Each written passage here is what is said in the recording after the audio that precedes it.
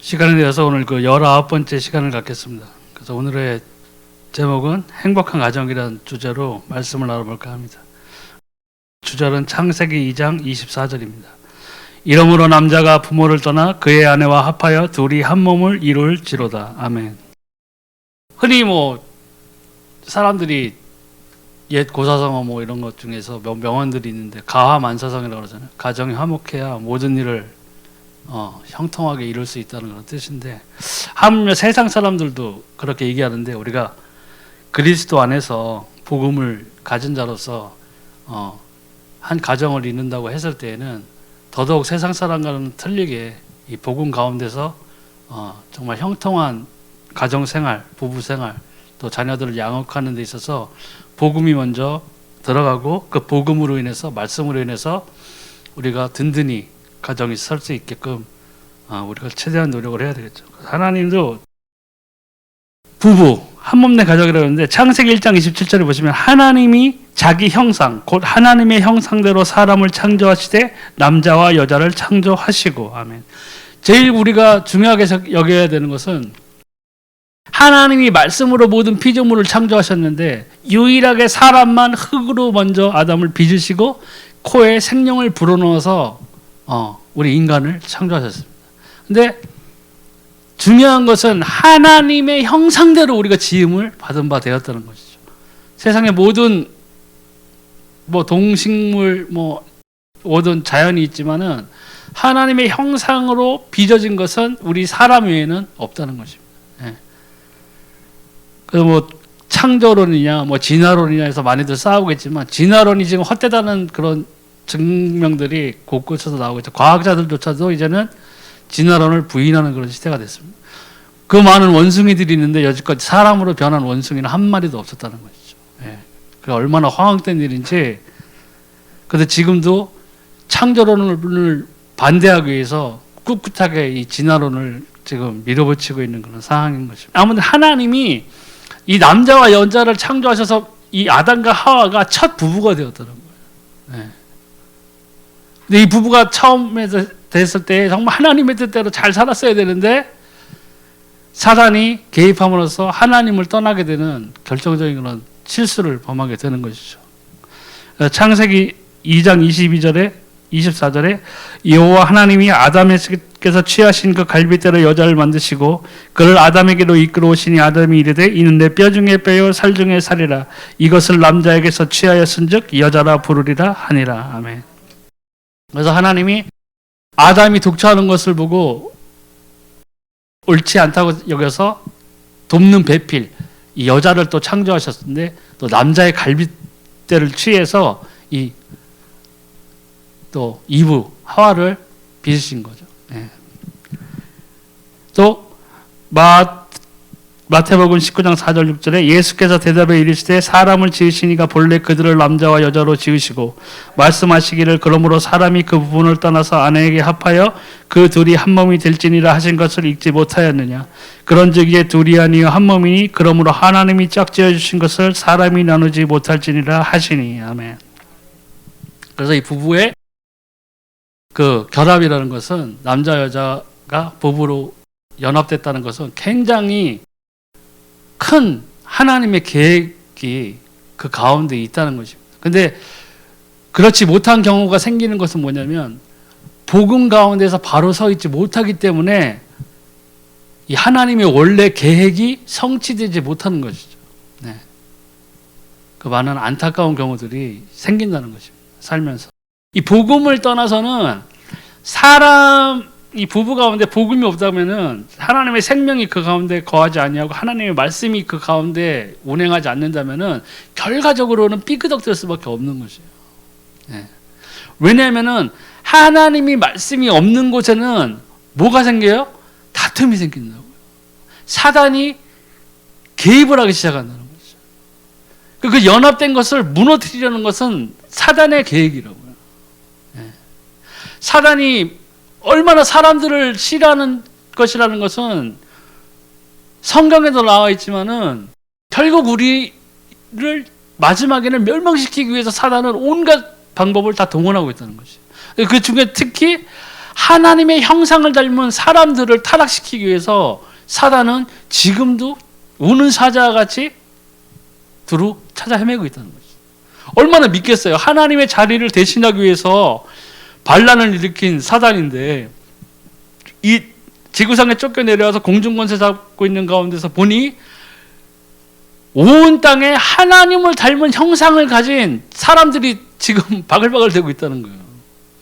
그러니까 사단으로서는 모든 일을 동원하고 거짓된 것을 동원해서 하나님께 드려져야 될 마땅한 예배, 경배, 기도 모든 것들을 바꿔버리는, 자신을 향한 경배, 우상을 통해서 하는 모든 것, 이방인이 제사하는 것이 뭐예요? 대적 귀신에게 하는 것이라고 그랬거든요. 하나님께 올려져야 될 예배, 찬송, 기도들을 사단은 각각의 종교의 모습으로, 우상의 모습으로 다 자기가 빼앗고 있는 거예요. 사람들을 마음껏 조종하고 결국에는 자기가 떨어져 영벌에 이르는 그 지옥에 같이 끌고 들어가려는 목적을 가지고 지금도 활동하고 있다는 것이죠. 근데 그런 것을 공격하기에 가장 좋은 것이 이 가정입니다. 가정은 한 번 흔들리면은 자녀까지 흔들려요. 그죠? 근데 거기에 우상이 그 안에 들어가고 우상숭배가 들어가면 뭐예요? 3, 4대까지 그 저주가 흘러 내려간다. 사람들 아무것도 모르고 당하게 돼 있어요. 예. 복음이 없으면은 다른 데서 그 해답을 찾게 돼 있어요. 점쟁이 찾아가고 무당을 찾아가고 답답하니까. 예. 마음에 계속 불안이 있고 두려움이 있고 염려가 있고 가족에 쉽게 얘기해서 뭐 우환이 뭐 그냥 계속 닥친다 했을 때에는 하나님을 모르는 백성들은 누굴 찾게 돼 있어요? 하나님을 찾아야 되는데 모르니까 귀신을 쫓아가게 돼 있다. 사단을 찾아가게 돼 있다. 답답하니까. 그런데 그 나중이 뭐예요? 형편이 더 심해지는 거죠. 성경에 나와 있듯이 귀신이 자기보다 악한 귀신 7을 더 데리고 들어가서 처음 형편이 보다 나중 형편이 훨씬 더 안 좋게 지금 더 변해지는 거죠. 예. 그러면 사단은 이 가정을 무너뜨리기 위해서 엄청난 기회를 엿보고 있다는 거죠. 에베소서 5장 22절에 25절에 아내들이여 자기 남편에게 복종하기를 주께 하듯 하라. 이는 남편이 아내의 머리됨이 그리스도께서 교회의 머리됨과 같으니 그가 바로 몸의 구주시니라. 그러므로 교회가 그리스도에게 하듯 아내들도 범사에 자기 남편에게 복종할지니라. 남편들아 아내 사랑하기를 그리스도께서 교회를 사랑하시고 그 교회를 위하여 자신을 주신같이 하라. 아멘. 그러니까 이런 성경 구절 보면 이거 뭐 지금 이 시대에는 야 이거는 막 지금 시대에는 이거는 뭐 도저히 맞지 않는 구절이다. 예, 이거는 그때 사도 바울이 있던 그 시대에나 이게 통용되는 것이지. 야, 지금 뭐 교회에 보면 집사도 여자들이 많고 뭐 활동적이고 전도하는 거는 여자들이 훨씬 많은데 이게 말이 되는 소리냐 뭐 이렇게들 또 나오는 소리가 있는데 확실한 것은 뭐냐면요. 제가 너무 남자라서 드리는 말씀이 아니라 하나님은 분명히 창조 시에 어떤 질서를 만들어 놓으셨어요. 예. 출애굽에 보고 민수기 이럴 때 보면 여자들의 수요를 세지도 않았어요. 여자들은 그 민족의 수요에도 들지 못했다고. 근데 그게 하나님이 여자를 차별해서 그런 것이 아니라 하나님의 창조 질서는 명확했던 거예요. 그래서 종도 있었고 종의 신분을 가진 자도 있었고 주인의 신분을 가진 자도 있었고 왕의 신분을 가진 자도 있었고 귀족의 신분을 가진 자도 있었기 때문에 종의 신분을 갖고 태어난 자들은 그들이 하나님한테 버림받아서 그런 것이 아니라 하나님 어떤 질서를 꼭 마련해 놓으셨다는 것이에요. 네. 근데 창조 질서에는 분명히 남자가 하나님이 처음 만드는 그 질서 가운데에서 있었던 거예요. 남자가 위대해서가 아니에요. 근데 이 사단의 그 전략 가운데 이런 것 전략 가운데 하나는 뭐냐면 하나님이 만들어 놓은 창조 질서를 굉장히 어지럽히는 게 이 사단이에요. 각종 사상들 뭐 페미니즘부터 시작해가지고 여러 가지 사상들을 가지고 뭐 동성애 사상 막 이런 것들도 퍼지고 있잖아요. 그게 뭐냐면 하나님의 창조 질서를 어지럽히는 거라고요. 망가뜨리는 거예요, 그냥. 그러니까 지금 뭐 의학의 발전을 해서 뭐 이 신의 영역을 다다르기 위해서 사람들이 뭐 나중에 뭐 50년, 100년 후에는 사람의 평균 수명이 어디까지 올라갈 것이고 무병장수할 것이고 그거를 넘어서 가지고 뭐 영생 불사의 길로 막 들어갈 것이라는 그런 지금 생각들을 갖고 있잖아요. 과학자들이 그런 생각도 하고. 근데 그게 뭐냐면 신의 영역, 하나님의 영역에 도전하는 거거든요. 그게 바벨탑이에요. 바벨탑을 쌓을 때 그 사람들의 사상이 뭐였어요? 저 우리가 하늘 끝까지 올라가자 그랬어요. 그래서 다시는 이 지면에서 홍수로 인하여서 우리가 흩어짐을 면하자, 죽지 말자. 이것이 바로 바벨탑 사상이었어요. 하나님의 끝까지 도달하자는 거였더라고요. 하나님이 바벨탑을 철저하게 무너뜨리셨죠. 언어를 완전히 하나의 언어였던 것을 흩어버려가지고 온 민족이 사람들이 다 흩어져가지고 각각의 언어를 쓰는 사람들끼리 모여서 온 지면으로 흩어지게 만드셨다. 근데 이제 마지막 때에는 하나님은 그런 신의 영역으로 도전하는 그런 것들을 가만히 보고 계셨어요. 영생 불멸의 길로 들어서는 그 길을 허락하시겠느냐고, 하나님이. 아니죠. 아담과 하와가 에덴 동산을 떠났을 때 하나님이 뭐라고 그러셨어요? 자, 두루 도는 하얀검으로 생명나무로 가는 길을 지켜라 그러셨어요. 막아라 그러셨어요. 왜요? 아담과 인간이 그 생명나무를 따먹고 혹시 영생할까 하노라 해서 그 길을 지켰어요. 막으셨다고요. 그게 하나님의 영역을 침범하는 일을 하나님은 막으셨던 거예요. 그러니까 마찬가지로 지금 우리 사는 이 마지막 때의 이 삶의 모습이 그것과 거의 똑같은 거예요. 사람들은 계속 하나님의 영역으로 침범하는 거예요. 하나님이 만들어 놓으신 창조 질서를 어지럽히고 무너뜨리고 조롱하게 하면서 세상 사람들에게 그러한 사상, 문화, 운동 이런 것들을 통해 가지고 하나님이 만들어 놓으신 모든 것들을 창조 질서라든가 이런 것들을 다 무너뜨리려고 하고 있다.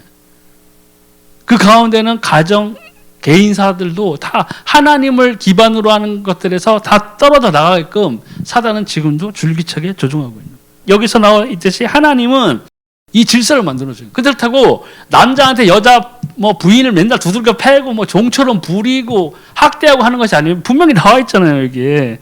그러므로 교회가 그리스도에게 하듯 아내들도 범사에 자기 남편에게 복종할지고 남편들은 아내 사랑을 그리스도께서 교회를 사랑할지 그 교회를 위하여 자신을 두신같이 하라. 아멘.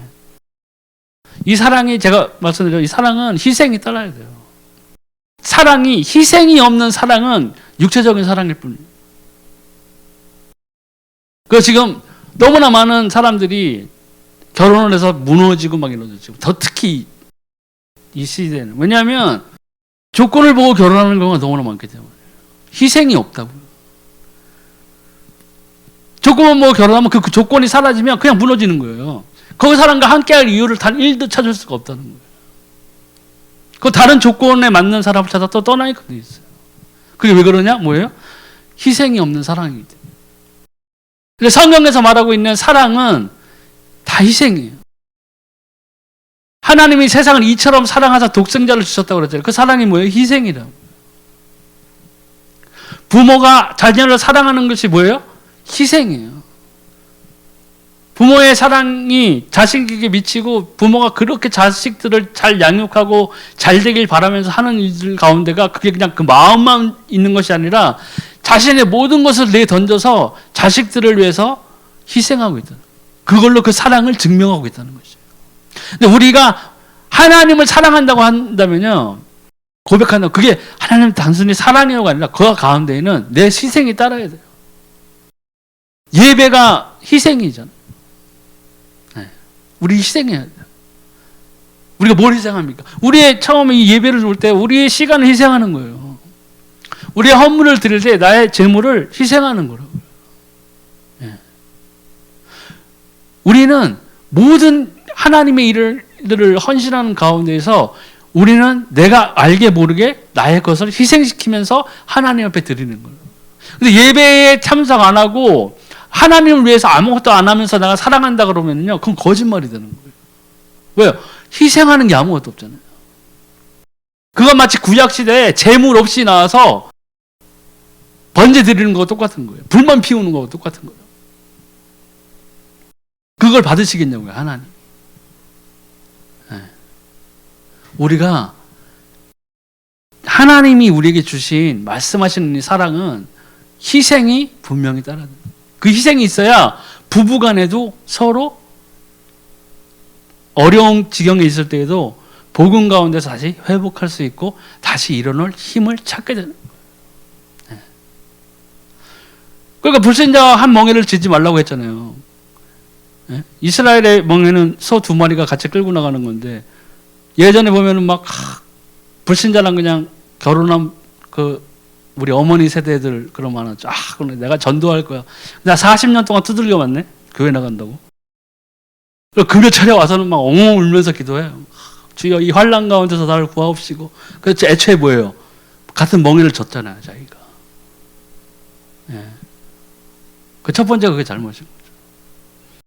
그렇다고 해도 그렇게 했으면은 희생을 따라서 그 남편에게 보여줘야 되는 거예요. 하나님이 나를 향한 사랑이 어떤 것인가를 보여줘야 된다고. 원수를 사랑하셨으니 제가 제 남편을 사랑합니다. 이렇게 되니까 안 되는 거라고. 예. 원수를 사랑하듯이 남편을 사랑하고 원수를 사랑하듯이 부인을 사랑한다면 그게 어떻게 되겠어요?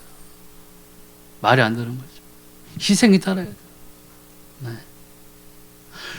그러니까 만약에 불신자 남편을 둬가지고 불신자 남편이 교회 가는 것을 싫어하고 억압한다고 한다면은 교회에 나가서 예배 드리면 드릴수록 자기 생활을 통해서 남편에게 희생해 줘야 돼요. 교회 나가서 더 깨끗하게 집 환경을 좀 갖추고 나가고 아이들도 좀 깨끗하게 더 씻기고 더 옷도 깨끗하게 입히고 하는 모습을 보여줘야 돼요. 근데 교회를 나가는데 집에 들어오니까 설거지거리는 막 그냥 싱크대 천장까지 차 있고 막 구더기 나와서 막 돌아다니고 그리고 교회 갔다 오면은 남편이 어떻게 되겠어요? 야, 너 진짜 돌았냐 진짜. 핍박을 받을 수밖에 없는 환경을 자기가 만드는 거예요. 그러니까 정말 지혜롭게 우리가 만약에 불신자 남편이나 불신자 부인을 둔 사람이라면 그 지혜롭게 행동해야 되는 거예요. 하나님께 희생하듯이 불신자들은 하나님을 함께 예배드리는 것 자체를 이해를 못한다고. 이해를 할 수가 없어요. 그 영이 하나님에 속해지지 않기 때문에 사단은 그 틈을 타가지고 계속 공격하게 한다고요.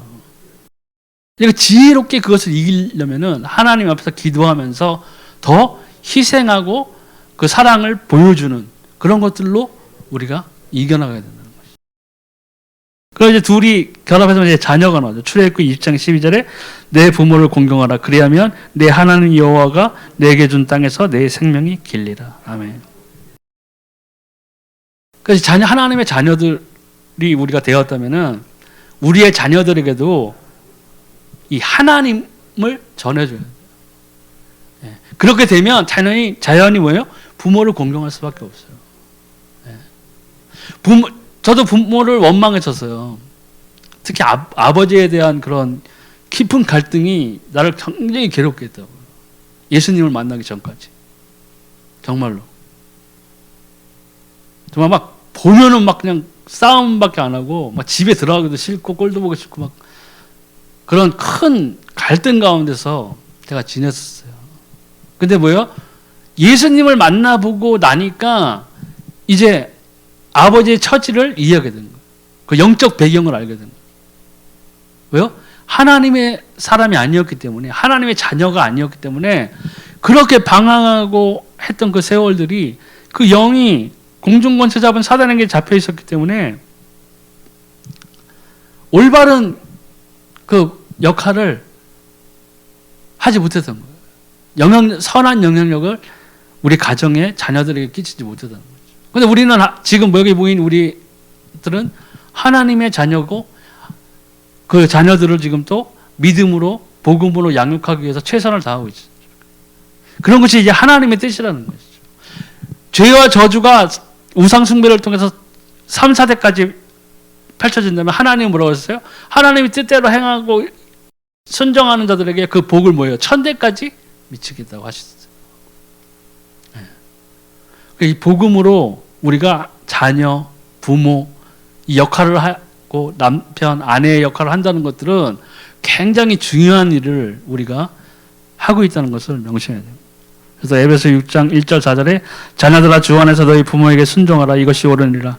내 아버지와 어머니를 공경하라. 이것은 약속에 있는 첫 계명이니 이로써 내가 잘되고 땅에서 장수하리라. 또 아비들아 너희 자녀를 노엽게 하지 말고 오직 주의 교훈의 훈계로 양육하라. 아멘. 그러니까 하나님의 말씀으로 양육해야 돼요. 부모에게 순종하고 하는 이 모든 것들이요, 결과적으로 우리가 복음을 갖고 있는 가정이라면은 내 뜻, 내 욕심대로 자녀들을 양육하는 것이 아니고 하나님의 말씀 가운데에서 내 생활에서 그 향기를 자녀들에게 보여줘야 돼요. 예배하러 가면서 막 오면서 뒤에 자녀들 태우고 가면서 막 그냥 오늘 예배 뭐 개판이다, 뭐 목사님 은혜를 못 받았다, 저기 뭐 누구 장로는 이 험단들하고 하는 것들이요, 자녀들 귀에 어렸을 때부터 그게 들리면은요 나쁜 영향력을 끼치게 돼 있어요. 커서 교회에 대한 그 다녀야 된다는 그런 것들을 느끼지 못하게 됩니다. 하나님을 만나야 돼요, 자녀들도. 제가 말씀드렸잖아요. 제 조카 중에 하나, 어렸을 때부터 모태신앙에다가 굉장히 성실하게 교회를 다니고 예배를 드렸던 조카가 있는데, 제가 단도직입적으로 물어봤어요. 너 예수님 믿냐? 했더니 안 믿어진다. 천국과 지옥이 있는 것 같냐? 천국과 지옥이 없다고 생각해요. 깜짝 놀랐어요. 교회를 계속 다니는데, 학생부 예배도 드리고 하는데, 주일 성수 꼬박꼬박 하는데 그 가운데 뭐가 없어요? 복음이 없어요. 믿음이 없다. 그렇게 지금 교회를 다니는 어린 친구들이 정말 수두룩 빡빡하다. 왜요? 교회는 다니는데 하나님을 만나지 못하는 거예요. 복음을 이해하지 못하는 거예요. 복음을 통해서 예수님을 만나지 못한다. 네. 그러니까 우리가 자녀들을 어떻게 양육시켜야 되겠어요? 그 하나님을 만나게 해줘야 돼요. 교회만 데리고 가는 것이 아니라. 네. 많은 목회자의 자녀들이 성장을 해가지고 교회를 떠나 아예 예배를 안 드리고 부모하고 등 돌리고 사는 그런 경우 케이스가 많아요. 제가 아는 분 하나도 그러더라고요. 근데 저는 이해를 했어요. 이해가 가요. 왜냐? 어렸을 때부터 개척계 하면은 금요, 철야, 뭐 하면 다 애들을 누가 맡아요? 밤이 새도록 애들을 끌고 다닌다고요. 그냥 신방 가도 애들 내리고. 그 애들이 얼마나 힘들겠어요. 근데 그게 나중에 커서 보면은 또 엄마 아빠는 강대상에서는 이 세상에서 가장 선한 목사님이고 가장 사랑스러운 사모님이고 한데 집에 와서는 또 부부싸움도 하고 성도 뒷담화도 까고. 그럼 아이들은 뭘 배워요? 너무나 다른 모습을 계속 보고 온탕냉탕을 왔다 갔다 하는 거예요. 그러니까 나중에는 안 믿는다. 나 안 믿는다. 우리 엄마 아빠는 목사고 우리 엄마 아빠는 장로고 우리 엄마 아빠는 안수집사지만 나는 내가 보니까 우리 엄마 아빠나 삶의 모습을 보니까 예수님의 향기가 선한 모습이 선한 영향력이 그 삶에서 있지 않은 거예요. 그러니까 자녀들이 오히려 모태신앙이라고 하면서 교회를 나가지만 정작 자녀들이 하나님을 만나는 길을 부모가 막아버려요. 자기들은 자기 딴에 자기 잘해줬다고 생각하는데. 그러니까 옛날에 조한상이었나요? 장로님 아들이었나? 아버지가 한의상가 뭐 의상가 뭐 그랬는데 재산이 탐나가지고 불질러가지고 엄마 아빠 죽여버렸잖아요. 그 어린 친구가. 예. 왜 그렇겠어요? 하나님을 만나지 못했어요. 교회는 줄기차게 나갔을 텐데, 어렸을 때부터 주일학교 나가고 하나님 뭐 감사합니다 다 배우고 했을 텐데 정작 예수님을 만나지 못한 거예요. 복음을 몰라도. 아무도 예수가 그리스도라고 제대로 가르쳐주지 않은 거예요. 율동은 가르쳐주고 찬송가는 가르쳐주고 달란트 학교 열어가지고 떡볶이도 주고 모두 줬는데 정작 중요한 하나님의 아들 예수 그리스도에 대한 명확한 증거를 주지 못했어요. 그러니까 아이들이 종교인 생활을 해버린 거예요. 그게 누적이 돼서 나중에 커서 보니까 복음이 없고 하나님의 생명이 없고 하나님의 아들이 없는 상태에서 사단이 공격해버려요. 그리고 부모고 돈이 보이게 하고, 그게 아이가 단순히 생각했을까요? 그게 사단이 그 안에 들어가서 그 마음에 조종하고 생각의 통로를 열어서 그 생각을 주입시키고 나쁜 것을 영향력을 끼치고, 그럼 거기에 홀가닥 하면 넘어지고. 사단이 제일 무서운 게 뭐냐면요, 사단은 가장 결정적일 때 넘어뜨려. 적은 상처일 때는 잘 안 넘어뜨려. 가장 결정적일 때. 가룟 유다가 그랬잖아요. 가장 결정적일 때 사단이 예수님을 팔 생각을 줘버렸어요. 네, 가장 결정적일 때. 그러니까 우리가 조심해야 되는 거죠. 그리고 복음이 없으면 결국 망하는 거죠. 가정도 망하고 자녀도 망하죠. 그래서 누가복음 2장 40절 또 52절에 보면 그 네 가지 면에서 성장이 또 일어납니다. 아기가 자라며 강화해지고 지혜가 충만하여 하나님의 은혜가 그의 위에 있더라. 예수는 지혜와 키가 자라나며 하나님과 사랑에게 더욱 사랑스러워 가시더라. 아멘. 그러고 보면 여기 육체적 성장이 있고 또 지적인 성장이 있고 신앙적인 성장이 있고 또 사회적으로도 성장이 있고. 근데 중요한 게 뭐냐면 여기에서 신앙적인 성장이 없이 이 세 가지는 누구든지 이룰 수 있어요. 육체적인 성장, 지적인 성장, 사회적 성장은 다 가능해요. 다 가능한데 제일 중요한 거는 이 신앙적인 성장이 없다면은 생명이 없는 거예요. 허수아비나 마찬가지인 거예요. 로봇이나 마찬가지로. 겉으로 보기에는 멀쩡해 보이고 지위적으로 봐도 사회적으로 존경을 얻을 수 있고 이렇게 할 수 있지만은 가장 중요한 생명이 없는 상태에서 부모가 되고 처음에 자녀겠죠. 신앙적인 성장이 없이 자녀가 돼서 그 부모 밑에 있다면은 나중에 결과적으로는 이 부모를 통해서 거기다가 또 신앙적인 그 교훈이라든가 양육을 전혀 받지 못한 그런 불신자의 가정이라면은 더 큰 문제가 일어날 수 있어요. 성공해도 그건 성공이 아니에요. 왜요? 결국에는 우리가 죽음을 맞이하고 하나님 앞에 서야 되는데 그 앞에 섰을 때에는 천국과 지옥 두 개밖에 없어요. 가장 큰 멸망에 떨어지게 되는 거죠. 얼마나 끔찍한. 그러니까 겉으로 보이는 거 이런 것들이 다가 아니라는 거죠. 왜 그런 말들 하죠? 뭐 연예계 부부 뭐 마네킹 부부라고 그러잖아요. 사람들에게 잘 보여지게 해서 포장돼가지고 좋은 면만. 또 사람들은 그걸 보고 부러워하고 뭐 이렇게 하지만 속 사정을 보면은 막 썩어 문드러져 가고 있는 거잖아요. 남들보다 못하게 그냥 위장으로 그렇게 사는 사람들도 얼마든지 있다는 얘기죠. 그와 마찬가지로 이 세상 사람들이 복음을 모르고 하나님의 생명 없는 가정들은요, 부부 동반 모임 나오고 동창회 나와보면 웃고 뭐 그냥 다부장해 보여도 집으로 돌아가면은 그 드라마 뭐 있죠, 뭐 사랑과 전쟁인가 그거 매일 찍고 있는 거예요. 한마디로 행복하지 않은 거예요. 그걸 또 자녀들이 지켜보고 있다면은 그 자녀도 결과적으로 나중에 커서 성장해서는 아버지, 어머니로부터 정말 선한 영향력, 복음의 영향력, 하나님의 선하고 아름다운 일들을 보고 자랐어야 되는 자녀들이 그런 것을 보지 못하고 세상의 악한 것으로 보고 자란다는 거죠. 그러니까 그 자녀들에게까지 나쁜 영향력을 끼치게 되는 거예요. 그래서 하나님을 알지 못하고 우상 숭배하는 자들에게 저주가 3세대까지 이르게 한다는 것이 다 그런 것이에요. 보고 배우게 되어 있거든요, 우리는요. 자녀들을 보면 어머니, 아버지가 이 부모가 있으면요, 보면 부모의 좋은 점을 담는 자식이 있고 부모의 나쁜 점을 담는 자식이 있어요. 거의 대부분 그래요. 왜요? 욕하면서 배운다고 그러잖아요. 아버지가 도박을 막 했는데 계속 욕해. 아휴, 우리 아버지 화토짱. 그런데 이상하게 나중에 보니까 그 자녀 중에 하나가 도박꾼이 됐어. 욕은 했는데 배운 거예요. 계속 학습을 한 거예요. 벗어나지 못하게 되어 있어요.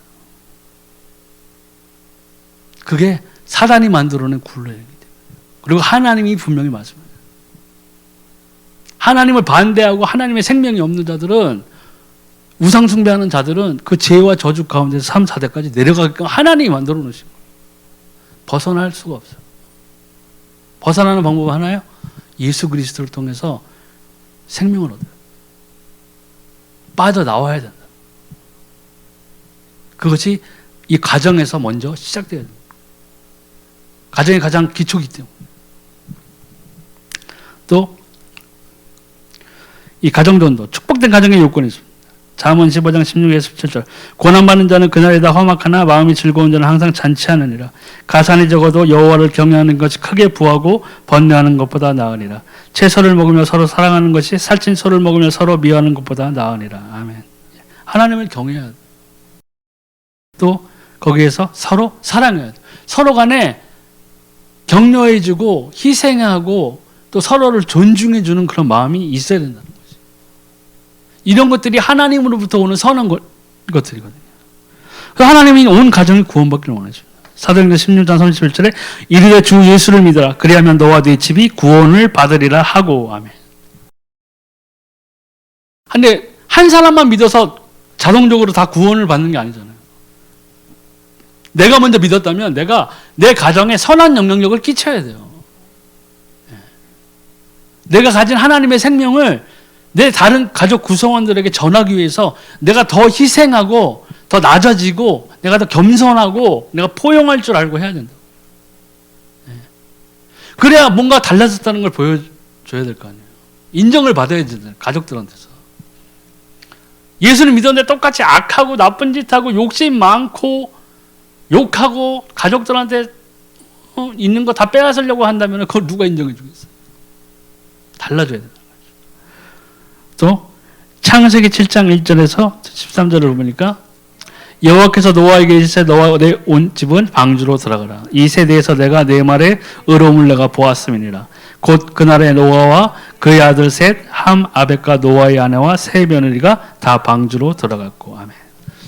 중요한 것은 하나님 방주를 지으셨어요. 그리고 노아의 가족들만 들어갔죠. 근데 문제는 그 옆에 그 수많은 백성들이 방주로 들어갈 수가 있었어요. 근데 그들은 들어가지 않았다는 거예요. 네. 방주로 들어갔으면 살았어요. 우리가 이 구원을 받기 위해서 특별하게 내가 무엇을 해야 되는 것이 사실 없다고요. 고백이에요. 진짜 이 예수 그리스도만이 나를 죄와 저주, 사단에게서 구원하실 구세주구나, 그리스도시구나 하는 그 고백이 필요해요. 믿기만 하면. 근데 교회만 나와서는 안 돼요. 하나님을 만나요. 그 고백을 통해서 그 고백으로 통치고 나머지 60년 남은 기간 동안에 시간 죄 짓고 살다가 하면 그 사람 구원받았다고 말할 수가 없죠. 허황된 말의 고백으로 하는 사람들도 많아요. 근데 내가 이 고백을 통해서 무엇이 진전돼야 되느냐? 하나님과의 만남이 있어야 돼요. 교류가 있어야 된다고요. 교회를 10년, 20년 다녀도 하나님을 못 만난 사람이 있어요. 타이틀은 장로라도 하나님 못 만난 사람이 있어요. 신학대학을 나와서 목사라고 그래도 하나님을 인정 안 하고 그냥 종교의 하나로 믿는 사람들도 많아요. 그런 사람들이 점쟁이 찾아가서 개척교회 하는데 나 어디다 했으면 좋겠습니다라고 물어보는 사람들이에요. 세상 모든 종교, 다른 종교에도 구원이 있다고 외치는 사람들이에요. 어떻게 다른 종교에 구원이 있어요? 없어요.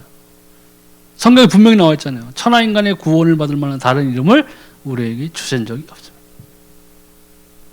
주 예수가 그리스도라고 아니하는 자들이 뭐예요? 적그리스도라고 했어요. 반대하는 자들이.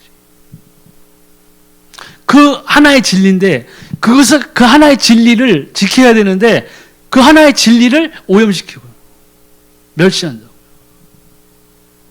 그렇게 되니까 안 되는 거죠. 그러니까 우리가 이 방주, 복음, 생명 가운데 들어가야 돼요. 적극적으로 들어가야 돼요. 여기서 온 가족이 들어가야죠. 그래야 정말 행복한 것이죠. 또 가정도 신앙의 의지. 여호수아 24장 15절에 만일 여호와를 섬기는 것이 너희에게 좋지 않게 보이거든 너희 조상들이 강 저쪽에서 섬기던 신들이든지 또는 너희가 거주하는 땅에 있는 아모리 족속의 신들이든지 너희가 섬길 자를 오늘 택하라. 오직 나와 내 집은 여호와를 섬기겠노라 하니. 아멘. 우리가 선택해야 돼요. 무슨 일이 있어도 나는 오직 여호와 하나님 또 예수 그리스도만을 믿겠다는 고백과 행동과 이런 것들이 필요하다는 거죠. 그 증거로서 우리는 교회에 나와서 예배드리는 거예요. 하나님을 인정하는 거라고. 단순히 교회에 나와서 예배드리는 것이 내가 오늘 교회에 얼굴을 내밀고 내 가족들을 데려와서 내가 잘 먹고 잘 살고 하자는 것이 아니라 예배의 참 의미 중에 하나는 먼저 내가 하나님을 인정하는 거예요. 내가 하나님의 백성임을 고백하는 거예요. 그 행위로 와서 예배드리는 거예요. 내가 사단의 회에 속한 것이 아니라 내가 하나님의 백성이라는 것을 하나님 앞에 보여드려야 돼요. 그것을 위해서 예배드리러 나오는 거라고요. 또 가정의 구원을 위한 노력이었습니다. 사도행전 10장 1절 2절 22절에서 24절. 가이사랴에 고넬료라 하는 사람이 있으니 이달리아 부르다라는 군대의 백부장이라. 그가 경건하여 온 지방과 더불어 하나님을 경외하며 백성을 많이 구제하고 하나님께 항상 기도하더니 그들이 대답하되 백부장 고넬료는 의인이요 하나님을 경외하는 사람이라. 유대 온 족속이 칭찬하더니 그가 거룩한 천사의 지시를 받아 당신을 그 집으로 청하여 말을 들으려 하느니라. 한데 베드로가 불러들여 유숙하게 하니라. 이튿날 일어나 그들과 함께 갈새 요바에서 왔던 형제들도 함께 가니라. 이튿날 가이사랴에 들어가니 고넬료가 그의 친척과 가까운 친구들을 모아 기다리더니. 여기서 보시면 이 사람은 하나님을 경외하고 또 가난하고 구제가 필요한 백성들을 또 많이 구제하고 하나님께 기도했어요. 근데 하나님이 베드로를 이 사람에게 보낸 이유가 있었는데 뭐였냐면 예수 그리스도를 전하기 위해서. 그와 마찬가지로 우리 가족 구성원이라든가 이런 걸 보면 정말 착하고 의로운 사람이 있어요. 예수님을 안 믿어도. 네. 저희가 외할머니 얘기 자주 하는데 우리 할머니도 비록 절에 가서 뭐 하고 무당 부르고 뭐 이렇게 했었지만은 정말 뭐 지나가는 거지한테 뭐 밥 주고 뭐 확 하셨어요. 항상 좋은 말만 하고 욕도 안 하고 막 그랬어요. 항상 선한 일을 베풀려고 하고. 근데 뭐가 없었냐? 예수 생명이 없었어요. 가장 결정적인 게 없었다는 얘기예요. 내 가족 구성원에서도 이렇게 하는 사람이 있다고요. 야, 나 예수님 없어서 법 없이도 살아. 이런 사람들이 있어요. 나 예수님 안 믿어도 잘 먹고 잘 살아. 이런 사람들이 있어요. 야, 나는 예수님을 안 믿는데 왜 넌 예수 믿는데 왜 나보다 못 사냐. 이런 사람들도 있어요. 근데 그런 사람들에게 우리는 뭘 줘야 돼요? 복음을 줘요. 생명이 없으면 아무것도 아니에요. 가장 중요한 결정적인 거, 종교와 우리 신앙의 차이가 뭐예요? 생명이라고요. 불교, 뭐 이슬람, 뭐 도교, 유교 다 좋아요. 그 사람들이 나쁜 말을 하는 게 하나도 없어요. 말로 따지면. 어느 종교가 나가서 도둑질하라 그럽니까? 어느 종교가 나가서 네 부모의 뺨을 때리라 그럽니까? 다 공경하고 너 잘되고 너 나중에 뭐 잘 살려고 하려면은 너도 사람들 돕고 선한 일을 하고 뭐 다 해요. 근데 중요한 게 없다고요. 생명이 그러니까 생명이 없는 가정이 될 수가 있는.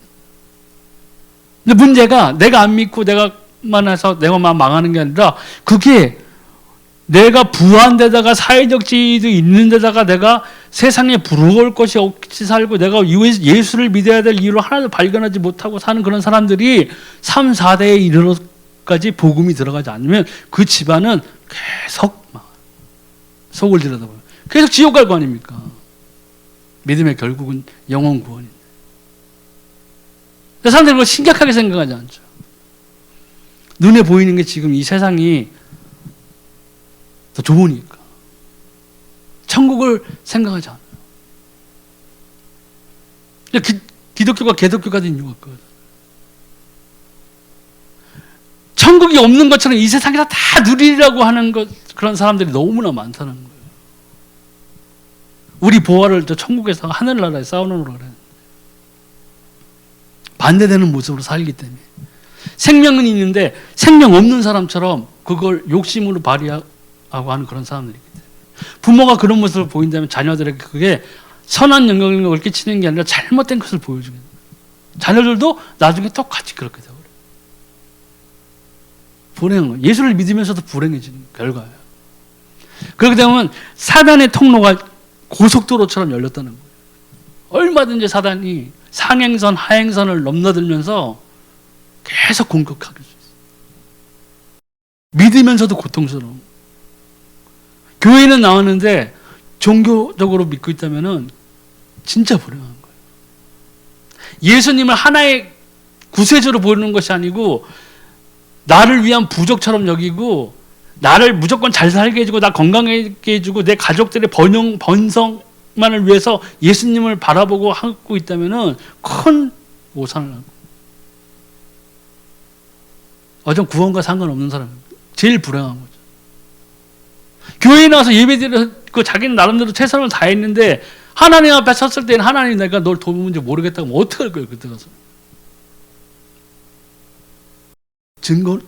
증거가 있잖아요. 우리 증거가 필요하다고. 예수님을 믿었다면 내가 증인이라면 난 증거가 있어야 돼요. 뭐요? 하나님을 만난 증거. 하나님과 동행하는 증거가 있어야 된다. 그게 없으면 내 신앙생활이 지금 굉장히 침륜에 빠져 있는 상태라는 명확한 증거. 빠져나오기 위해서 진짜 하나님 앞에서 발버둥 쳐야 돼요. 기도하고 말씀으로 묵상하고 그 기도 응답을 받아야 돼요. 기도 응답 받는다면 걱정할 게 없어요. 하나님과 나가 동행하는 가장 큰 증거는 기도 응답이에요. 내가 예수 그리스도 이름으로 기도했더니 그 기도의 응답이 나에게 왔다. 그러면 뭐예요? 나는 하나님의 자녀예요. 그게 필요합니다. 가정에서도 마찬가지예요. 자녀들이 부모의 모습을 봤을 때 부모가 기도하고 하는 그 기도의 응답이 그 가정에 있다면 자녀들도 야, 우리 엄마 아빠는 하나님의 자녀구나. 나도 하나님을 만나고 나도 예수 그리스도를 통해서 내 생명을 얻어야 돼. 부모가 자녀에게 전하는 거지. 너 교회 잘 나가야 돼. 그래 서울대학 가, 하버드 가. 잘못된 걸 가르쳐줘. 너 고3이니까는 예배드리지 마.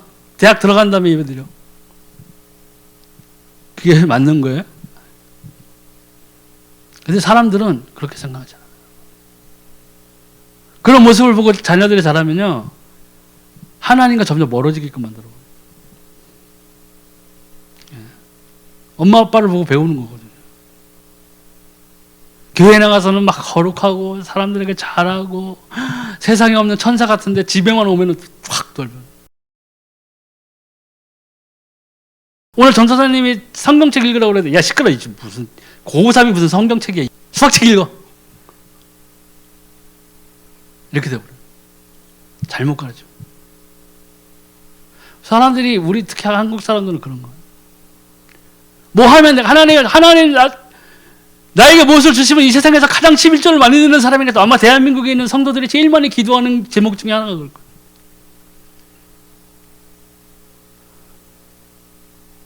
제가 로또 1등이 되면 하나님 여기에서 얼마를 내가 하나님께 드리겠습니다. 계속 뭘 먼저 줘야 돼. 받으려고 한다고.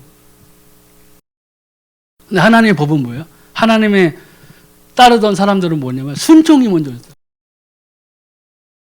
아브라함이 본토 아비집을 먼저 떠났어요. 발걸음을 옮겼어야 된다고요. 아브라함이. 여리고를 무너뜨리기 전에 하나님의 말씀대로 여리고를 7바퀴 돌았어야 돼요. 나아만 장군이 문둥병에 걸렸을 때 그 주위에 있는 많은 장군들이 있었고 귀족들도 있었고 왕도 있었고 세상에 똑똑하다는 사람들도 있었을 거고 거기에 이방신을 섬기는 술사들도 있었고 이방신을 섬기는 무당 이런 사람들도 있었을 거예요. 그리고 문둥병이 걸렸으니까 와서 그 사람들이 얼마나 많은 말을 해줬겠어요. 이거 부적 붙이세요. 아니면 뭐 아이를 뭐 재물을 바치세요. 뭐 별의별 얘기를 다 했을 거라고요. 근데 그 안에 나만 장군 옆에 누가 있었어요? 복음을 아는 여자 계집종이 있었어요. 예전 성경에는 계집종이라고 되어 있었어요. 그 많은 귀족들 다 필요 없어요. 생명 없는 사람들이 주위에 아무리 귀족 교수들도 있고 뭐 부한 사람들도 있고 의사들도 있고 해도 정작 정답을 준 것은 노예였어요. 노예였지만 뭐예요? 하나님의 복음을, 말씀을 갖고 있는 자들. 그래서 나만이 꼬마 어린 종이 예수께 있을 때 이런 시끄러! 조그만 게 까불고 있어. 이러지 않았어요. 깨닫고 나만이 거기까지 갔으니까 거기서도 잠깐 부정을 했지만 또 선지자의 말대로 들어갔잖아요. 그래서 나음을 얻은 거고. 그러니까 우리 가정에 필요한 것은 복음이 있어요. 복음이 있어요. 하나님이 나에게 먼저 생명을 주신 명확한 이유가 있어요. 나만 꼭 붙잡고 앉아가지고 나는 구원받았어. 하나님 감사합니다. 쟤는 악독하니까 이제 지옥 가야 돼, 하나님. 쟤랑 천국에서 영원히 살 수는 없어요. 이러고 마음가짐을 갖고 있다고 왜 잘못된 거예요? 선한 영향력을 끼쳐줘요. 선한 영향력을 끼쳐줘요. 그래서 결국엔 가정이라는 것은 하나님 앞에 바로 서야 그 가정이 진짜 제대로 된 가정입니다. 그리스도 안에서. 생명을 얻는, 생명을 계속 창조해 나가는. 그래서 대물림으로 생명을 전해줄 수 있는 가정이 되는 거죠. 그것이 하나님이 바라는 것이에요. 하나님이 남자 여자를 한 몸으로 해서 부부로 한 몸으로 연합하게 해서 만든 것들이 다 그 생명을 계속 잉태해서 계속 자자손손 대대로 뭐예요? 하나님을 경외하는 백성들로 계속 하나님을 세우기 했던 것이 하나님의 창조 원리였던.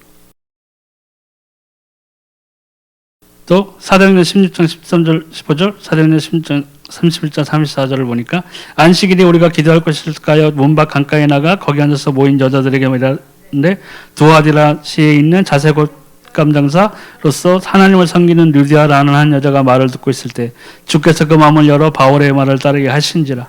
그와 그 집이 다 세례를 받고 우리에게 청하여 이르되 만일 나 주 믿는 자로 알거든 내 집에 들어와 유하라 하고 강건하여 머물게 하느니라.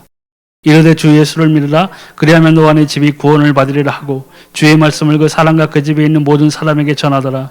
그 밤 그 시간에 간수가 그들을 데려다가 그 맞은 자를 씻어주고 자기와 그 온 가족에다 세례를 받은 후 그들을 데리고 자기 집에 올라가서 음식을 차려주고 그와 온 집안이 하나님을 믿음으로 크게 기뻐하니라. 아멘. 우리가 복음을 받을 준비가 되어 있고 내가 나의 구성원들에게 믿지 아니하는 사람들에게 내가 먼저 복음 가진 자로서 내가 기도해 그들을 위하여 중보해주고 내가 하나님의 말씀으로 무장되어 있고 하나님한테 내가 가족의 구원을 위해서 기도하고 있다면 하나님은 내 기도를 들으셨으면 나를 통해서든지 다른 복음을 가진 자를 통해서든지 그 사람들에게 복음이 들어갈 길을 열어주십니다. 왜요? 하나님의 초미의 관심사는 영혼 구원이에요. 한 영혼이라도 구원받기 위해서 하나님은 지금도 역사하고 계십니다. 하나님의 관심은 누가 로또 1등이냐가 아니고 누가 세계에서 가장 돈을 많이 버는 것도 아니고 누가 세계에서 가장 오래 사는 것도 아니에요. 하나님의 오직 관심은 불쌍한 영혼, 하나님을 모르는 저 영혼이 구원받게 하는 것이 가장 큰 관심입니다. 근데 구원의 방법이 뭐예요? 전도라고요. 내가 복음을 가진 자로서 복음이 없는 사람들에게 선한 영향력, 곧 예수가 그리스도라는 것을 전해줘야 돼요. 사도행전에 보니까 지금 이 루디아라는 이 옷감장사였는데 바울의 말을 듣고 뭐예요? 그 집이 다 세례를 받고 다 구원을 얻었어요. 그래서 바울에게 나를 주 믿는 자를 알거든 내 집에 들어와 유하라고 강건하여 머물게 하리라. 자발적으로 바울을 하나님의 사람, 나에게 구원을 전해준 자로 존중하기 시작하고 한 거예요. 그런데 이 하나님께서는 이 바울의 사역을 통하면 이렇듯이 바울이 먼저 기도처를 찾아 기도를 하고 했을 때에는 이렇게 돕는 사역자, 동역자들을 하나님은 미리 예비해 놓으셨어요. 구원받기로 작정한 자들을 붙여주셨어요. 그럼 사도 바울이 거기에서 텐트의 품질을 논하고 한 것이 아니라 네가 텐트 10개 팔면 2개 더 줄게. 다이아몬드. 이게 아니라 뭐예요? 예수가 그리스도라는 것을 전해주셨어요. 복음을 전해주셨어요. 생명이 들어간 거죠. 네. 여기도 그 간수 이야기가 나오죠. 그 온 가족이 다 세례를 받은 후 그들을 데리고 자기 집에 올라가서 음식을 차려주고 그와 온 집안이 하나님을 믿음으로 크게 기뻐하니라. 구원을 기뻐하는 거죠. 그것이 곧 우리 가정, 우리 가족들에게 동일하게 지금 이 시대에 필요한 것들이에요. 우리 가족이, 우리 주변에 있는 내 사람들이요, 무엇이 부족해서 망하는 것이 아니라, 무엇이 넉넉해서 뭐가 더 필요한 것이 아니라, 뭐가 제일 필요하냐면 자신들이 모르는, 자신들도 모르는 멸망의 길로 지금 가고 있는데, 거기에 필요한 것은 뭐냐면은 유일한 해결책, 예수가 그리스도라는 복음, 생명이라는 것이에요. 내가 그걸 갖고 있다면 내가 그것을 그분들에게 전해줘야 돼요. 가족을 말을 믿는 것은 굉장히 힘들어요. 사실은 저도 뭐 해봤지만 무시하거든요. 첫째, 아무리 방언 막 해서 막 기도해보고 막 해도 막 우리 엄마 같은 경우에 막 나보고 미쳤다 그러고 막 하면서 인정을 안 해줬어요. 오히려 점쟁이한테 가서 내 사주 그거 들고 갔을 때 귀신 들린 점쟁이가 얘는 점괘가 안 나와 하나님을 믿는 사람이네 하고 했을 때 오히려 그거 하나 인정해줬어요. 네가 뭐 예수를 믿기는 믿나 보다. 그거 하나 인정해줬어요. 그 나머지는 잘 인정 못해요. 왜냐면 늘상 어렸을 때부터 키우고 했던 자식이기 때문에 잘 그걸 인정 못한다고. 그러면 해도 우리가 계속 기도하고 한다면은 결국에는 하나님이 그것이 어떠한 계기가 될지는 잘 모르지만 복음이 들어가게끔 해주세요. 저희 어머니는 그 기회를 잘 받으셨어요. 그와 마찬가지로 우리가 내 가족에게서 구성원 중에서 내가 먼저 복음을 받은 자라면 내가 힘써야 될 것은 그들을 위해 기도해주고 중보해주고 복음을 전해주고, 계속 기도하다 보면 하나님이 그 길을 열어주시고, 나를 통해서가 아니면 다른 사람들, 그분의 주변에 있는 믿는 자들을 통해서 복음을 가진 자들을 그들에게 붙여줘서 그들에게 예수가 그리스도라는 이 생명의 말씀이 들어가게끔 하나님은 역사하십니다. 왜냐? 하나님이 가장 기뻐하시는 일이에요. 영혼 구원이라고요. 사단이 우는 사자와 같이 넘어뜨릴 자를, 삼킬 자를 찾아 두루 돌아다니시죠. 하나님은 지금도 말세로 지금 치닫고 있는 이 세상에서 그래도 한 영혼이라도 구원받아야 되는데 누굴 보겠어요? 구원받을 자가, 구원을 주어야 할 자가 있다면 그 주변에서 누굴 찾겠냐는 거죠. 돈 많은 자를 찾겠어요? 의사를 찾겠어요? 아니요. 복음을 갖고 있는 자를 찾는 거예요. 근데 이 복음 받는 자가 뭘 하고 있어야 돼요? 기도를 하고 있어야 돼요.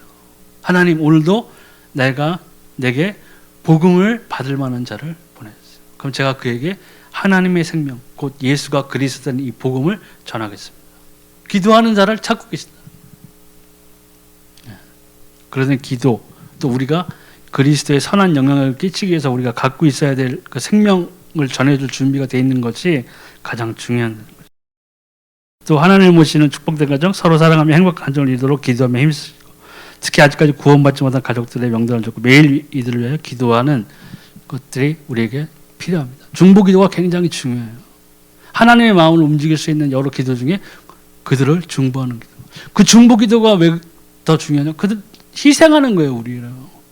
내 기도할 시간에 나의 부를 위해서 할 수도 있고, 내 건강을 위해서 할 수도 있고, 내 가족들, 자식들을 위해서 기도할 수도 있는데, 내가 그 남을 위해서 내 기도의 시간을 희생하는 거라고요. 나의 부를 위해서, 나의 건강이 아니라 그들을 위해서. 니느웨에 있는 그 백성들이 회개할 때 보세요. 요나가 막 죽이 싫어가지고 막 도망가고 고기 뱃속에 있다가 사흘 만에 나오고 막 그러잖아요. 그 니느웨 백성들을. 우리 주변에 있는 불신자들 가족이 있다면 똑같은 상황이라는 거예요. 근데 우리가 요나처럼 도망쳐서는 안 되겠죠. 우리가 복음을 갖고 있기 때문에 중보해주고 그들을 위해서 기도해주고 또 그들에게 틈이 나면 예수가 그리스도라는 이 복음을 전해줘야 돼요. 오늘 여기에서 마치겠습니다. 감사합니다.